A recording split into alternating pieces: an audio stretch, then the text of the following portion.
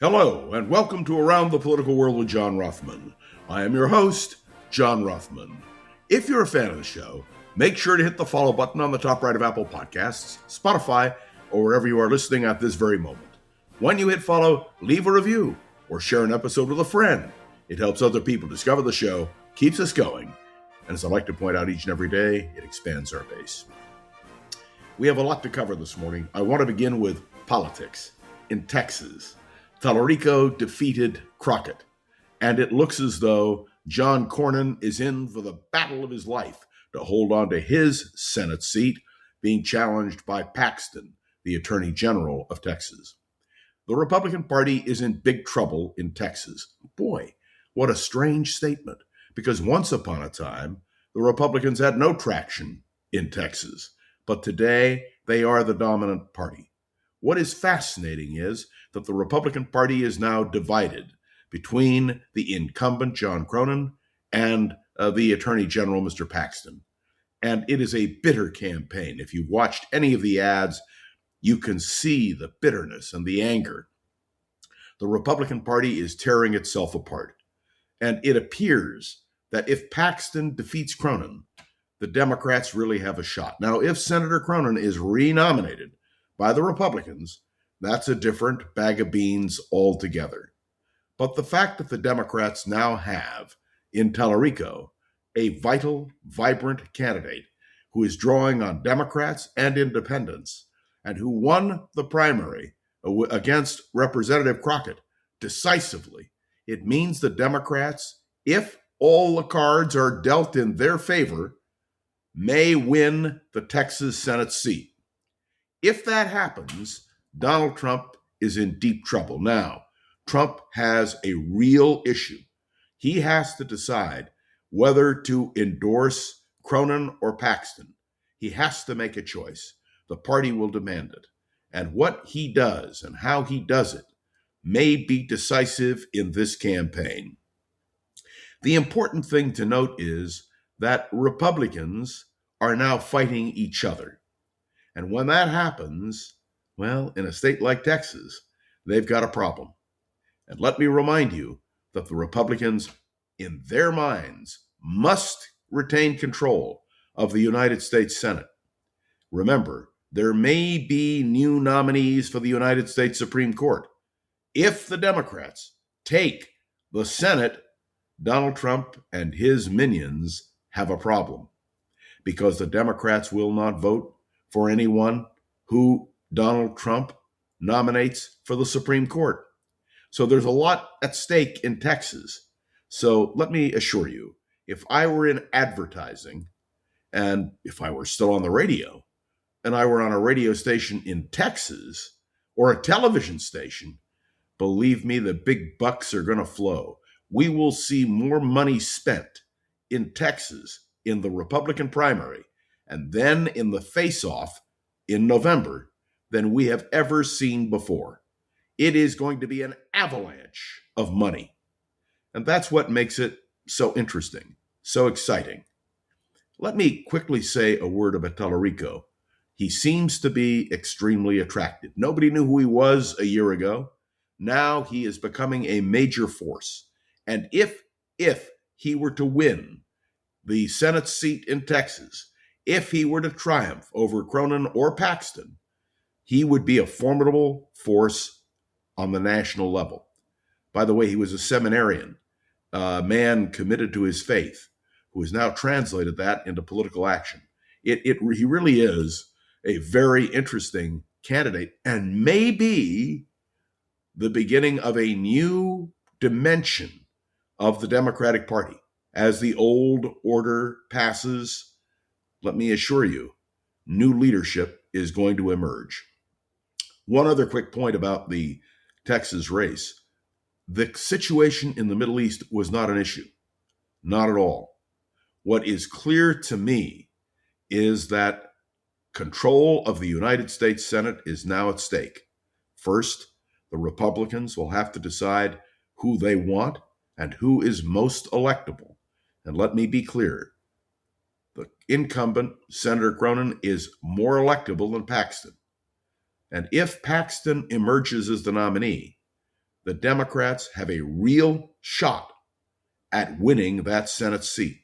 And believe me, the Republicans in the Senate, and I hope the Republicans in the White House, understand the reality of the situation.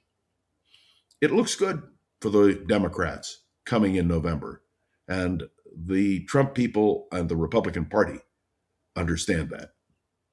But now let's turn to the Middle East, where the major war is being fought. And let me point out to you that Iran is at the vortex of everything. The Iranian Navy has just lost a major warship. Their airspace, the Iranian airspace, seems now to be in the complete hands of the United States and Israel. Troops on the ground. That's a real question. Pete Hegseth suggests it's possible.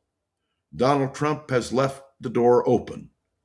But the question becomes, will we put troops on the ground in Iran, and if so, to what end? Nobody knows the answer to that question as I speak to you this morning. But what we do know is this: the mullahs are in big trouble. The Israelis are now targeting the leadership of the Islamic Republic. They are determined, without any question, to wipe out that leadership. Now, the question becomes, who succeeds? There are many who are rooting for Reza Pahlavi, the Shah's son, who, it appears, has substantial support. But I want to be crystal clear on this. We don't know where Donald Trump stands on Reza Pahlavi. Will he say yes to Pahlavi? So far, there's no real indication. There are some who propose that we should simply take from the current Islamic Republic leadership, or what remains of it. Donald Trump is not wild about that idea. And I can assure you of one thing: the Israelis are not happy about it at all. These are real issues, because remember, once the war starts, you have no idea where it's going to end. Now, let me also point out to you that the war has broadened. It is now engulfing the entire Middle East. And we know that Iran has hit a number of Arab Muslim states. Now, is it intentional or is it accidental? And what does it mean in terms of creating broader alliances? We know the Saudis are thrilled at what is happening in Iran. Saudi Arabia is backing 100% the Americans and the Israelis. It may sound strange, but, well, war and politics make strange bedfellows. Let's be clear that there is one issue which we have to confront in a tremendously interesting way. Pete Hegseth, the Secretary of Defense, and I hasten to point out, despite the fact that the White House calls him Secretary of War, we have no such title. I wish Marco Rubio, the Secretary of State, were smart enough to understand that.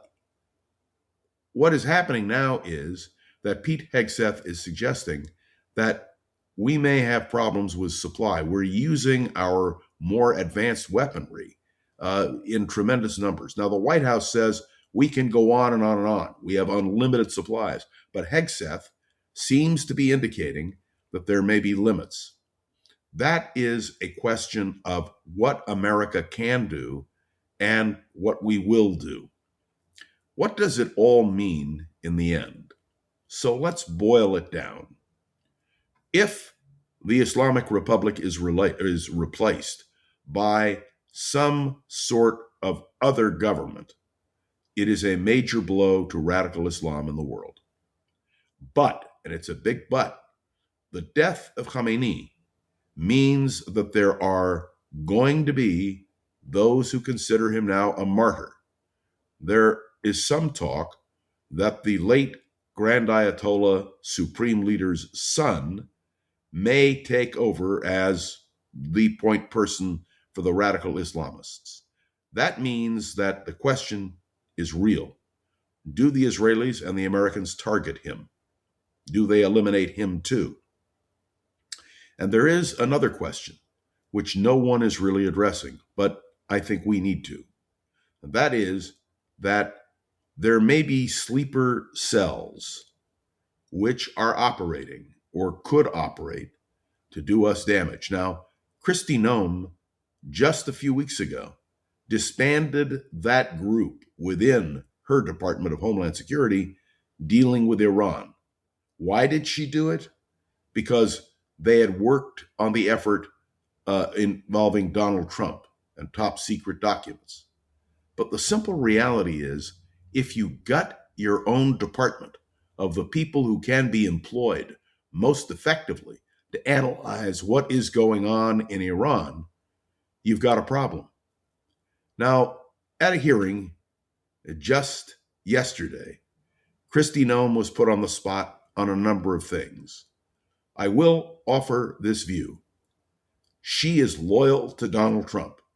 And as long as she is loyal to Donald Trump, she seems to be in a pretty good position. But, and it's a big but, the minute Kristi Noem seems to be a real liability, Donald Trump will jettison her. Because all he cares about, frankly, is his own position. Now, the fact that they have now announced, Pete Hegseth, Kristi Noem, and others, that those forces in Iran who were plotting the assassination of Donald Trump have now been eliminated. Well, that says something too. Remember that it was George W. Bush who in part went to war because the forces that had threatened his father's life had failed, but we had to have retribution. It's a very interesting situation. Tit for tat.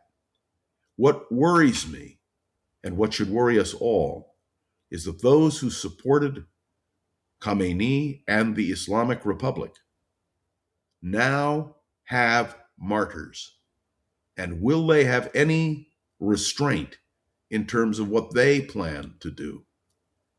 We are told that the United States of America is secure. Yet we know, and we learned this on September the 11th, that properly trained sleeper cells can be very effective in terms of response. Remember that those who attacked us on September the 11th were trained here in the United States. Remember, they went to flight schools. Remember all that? So we have to be doubly alert to that probability as well. Let me say a quick word about Israel. Yesterday, there was some rift in the administration.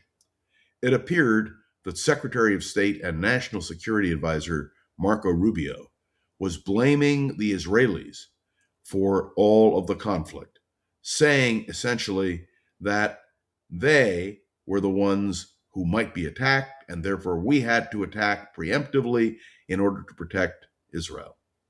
Immediately, Donald Trump responded, no. This was my decision. It had nothing to do with Israel. I was not forced into anything. But there are divisions within this administration, and there will be more of this in the days ahead. And we had better be prepared to deal with the fact this is an administration trying to get its story straight. And that may be the real message this morning. We are in the midst of a war, undeclared, a war which the president initiated, and how he chooses to conduct the conflict is going to be critical. So we are going to be watching and waiting all day today, and in the days ahead. We are told this could go on for weeks. So let's see if the administration can get its story straight. Let's see how the Americans and the Israelis interact. Let's see whether there is an uprising in Iran. Let's see whether or not the radical Islamists choose as their new Grand Ayatollah someone who can survive. I mean, every day it is one of the most fascinating moments. So we are going to be dividing our time. between covering the war, offering these observations, but also very directly trying to figure out what's going on in terms of American politics. We are in an election year. There are going to be primaries. And for Donald Trump, well, these are critical days. All right. Thanks for tuning into another episode of Around the Political World with John Rothman. I'd love to hear your thoughts on today's episode. You can write me a review on Apple Podcasts, drop a comment on YouTube or Spotify, and click any of the links in the show notes to connect with me on social media. Remember, Friday is coming, and your questions are welcome. So you can submit questions to us through social media. And please do. Gogo Zoger, the wonderful producer of this podcast, will examine those questions and make sure I see them, and we'll try to deal with them. By the way, remember to share this episode with a friend or colleague so we can continue to grow and expand, which of course is our goal. And of course, this show's been getting so much positive attention that we're excited to bring on the advertising support that we have. There will be more in the days ahead, and that is the way to promote Around the Political World with John Rothman into orbit, if you will. I'll be back tomorrow. I want to say a special thank you to Gogo Zoger, and I can't wait. Who knows where we'll be politically in the world with a war? Boy, oh boy. Nothing but excitement on Around the Political World with John Rothman. See you tomorrow. If you like the show, please take a moment to rate, review, and subscribe. It really does help the show to grow. Thank you for listening.